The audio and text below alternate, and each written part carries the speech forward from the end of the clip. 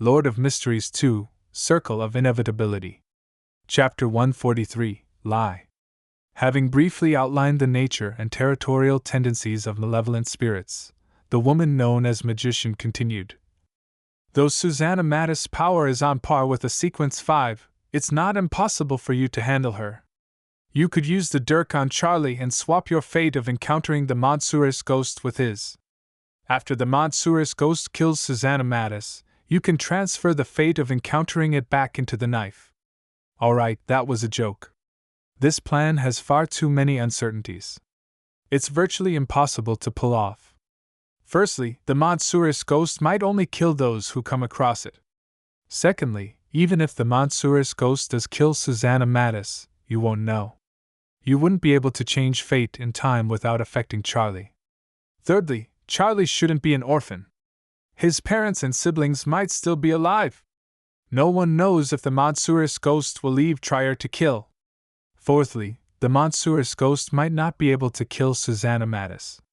Fifthly, Charlie himself admitted that he and Susanna are mystically bound as husband and wife. I'm saying all of this mainly to discourage you from going down that path. Using Charlie as a hostage suggests that you're inclined to take such risks. Actually, this situation presents both a crisis and an opportunity. For you, the best solution is to ask Mr. K for help in dealing with the threat posed by Susanna Mattis. Remember, asking for help is an effective way to build relationships and earn someone's trust. Of course, the other party must be willing and capable. You can showcase your potential and make Mr. K see that you're valuable. I wish you the best of luck.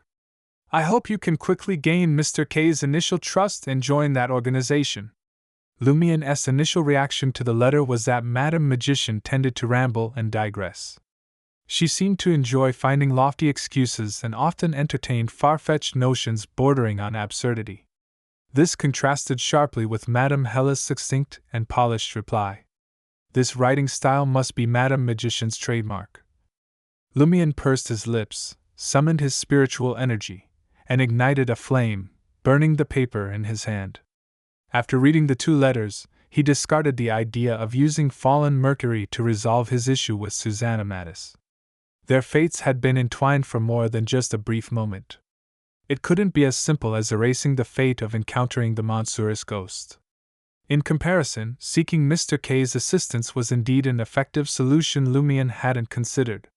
This could quickly bridge the gap between him and Mr. K, fulfilling Madame Magician's mission. After contemplating for a moment and determining how to approach Mr. K and demonstrate his worth, Lumien changed into a grayish-blue worker's uniform, put on a dark blue cap, and left room 207.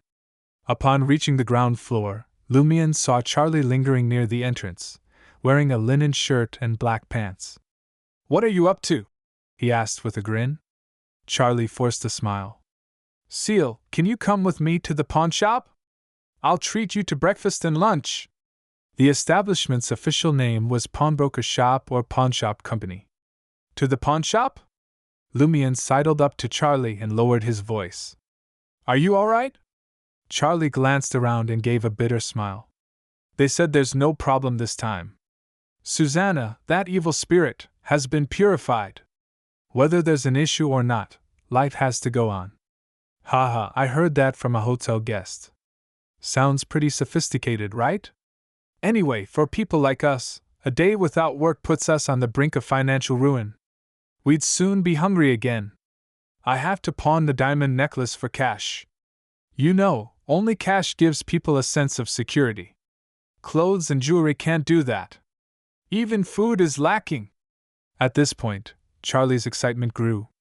"Madame Alice said the necklace is worth 1,500 Voldor. If I pawn it, I should get around 1,000. My God. I've never seen 1,000 Voldor before. Even if I become an attendant foreman, it'd take me years, maybe more than a decade, to save that much. When it's time, we'll have lunch at a cafe on Rue de Blouses Blanches. I want Duvar broth, coarse salt beef and red wine sauce, and apple tenderloin. Did you learn nothing else at Hotel du Cygne Blanc, just the names of dishes?" Lumien grumbled and asked thoughtfully. "You want me to protect you?" Charlie laughed. I'd be scared carrying that much money alone. Seal, you might not have had that experience yet, thinking everyone's a thief who'll rob you on the streets. I felt that way when I got the necklace. I was so nervous, I nearly passed out. Can you imagine? Yes. Lumian smiled. I probably won't have that experience. Not now, not ever, because I'm the one who makes others think I want to rob them. Take Margot, for example, who had just forked over more than 1,000 Vril d'Or, nearly enough to buy the diamond necklace. Charlie's smile froze. After a few seconds, he forced a smile and said, "That's why I want you to come with me to the pawn shop." He had seriously doubted Seal's means of making money. His neighbor was clearly capable and smart, but he wasn't rushing to find a job. He roamed around daily, seemingly without money troubles, but lived at Auberge du Coq d'Or, not Hotel du Cygne Blanc. Remembering how Seal had posed as a lawyer to infiltrate the police station, provided vital information, and helped him survive Susanna Mattis' threat, Charlie felt it was a small concern. Even if Seal's a thief, robber, or con artist, he's one who risked his life to help me. Pleased with Charlie's apprehensive expression, Lumian asked, grinning, "Which pawn shop are you going to?" I heard the pawn shops in Quartier de l'Observateur offer better prices. Charlie had already decided. Lumian nodded. I'm actually headed to Quartier de l'Observateur. He planned to ask Osatrel for Mr. K's contact information. Charlie was thrilled. He spent a whopping 1 Vril d'Or to treat Lumian to a barbecue pie, cream bun, and plum wine. Naturally, this included his own portion. Lumian graciously accepted. Exiting Rue Anarchy, Charlie winced when he saw Lumian heading straight for the public carriage sign. He glanced around, making sure no one was nearby, and whispered, "Last night, you said your blade was called the Cursed Blade. Will anyone cut by it really have their entire family die?" Before meeting Susanna Mattis, Charlie never believed in such things. Even if he had heard about them, they were just fodder for boasting and tall tales. But now, he couldn't help but wonder if Seal truly wielded a mystical weapon. Lumian turned to Charlie and grinned. "Want to give it a try?" Charlie shuddered and smiled sheepishly. "I believe you. Do you?" "Well, I was just bluffing Susanna Mattis last night. I'm just an ordinary guy. If I hadn't, I'd be dead," Lumian said, still smiling. "Doesn't the Cursed Blade story I made up ring a bell?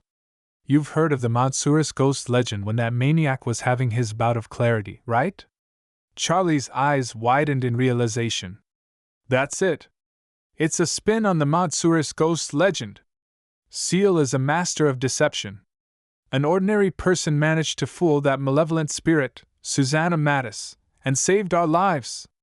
I only spin tall tales in bars and occasionally lie. I can't even begin to compare to him. He's got guts and smarts. A person like that is destined to make it big." Seeing that Charlie genuinely believed the lie he just spun, Lumian did his best to keep a straight face. He asked earnestly, "Are your parents still alive? Do you have siblings?" Charlie was taken aback and leaped to the side like a spooked rabbit. "Why do you ask? Could it be that the Cursed Blade is real? Is he trying to figure out which family members I have?" Lumian couldn't contain his laughter anymore. "You're not actually scared, are you? Aren't you too easily pranked?" Charlie slapped his forehead, exasperated with the thought of the idiot instrument. He couldn't distinguish which of Seal's words were false and which were true. However, after being pranked, he felt even more certain that the Cursed Blade was fake and based on the Montsour's ghost legend. Seal loves using such fabrications to fool others, just like the idiot instrument. The Cursed Blade story is a good one. Now that it's mine, I'll use it at the bar tonight to spook people. The two of them arrived at Quartier de l'Observateur in a public carriage. Charlie asked for directions several times before finally finding Phil's pawnbroker shop. Housed in a 7-story off-white building, it featured pillars, arches, relief sculptures, and large windows. Etched above the grand entrance were the words, "Freedom, equality, fraternity. Freedom to pawn any item, equality to discriminate against anyone who comes to pawn something, fraternity to seize every opportunity to lowball prices." Lumian couldn't help but criticize. How ridiculous for a pawnshop to carve the Republic's political slogan on their door! Inside the hall, there were several counters, with rows of benches in front of them. At the moment, dozens of people sat there, waiting for the clerk to appraise their items and call their number. Charlie easily found an empty counter and handed over the diamond necklace. He received a slip with the item's name and corresponding number for appraisal. Soon, Charlie's number was called from the counter. He walked over with anticipation, only to return looking as if his spirit had been crushed. Lumian, who was browsing newspapers in the hall, asked in confusion, "What's wrong?" Charlie spoke in a daze, his voice tinged with disappointment. That necklace is a fake. It's only worth 12 Vril d'or."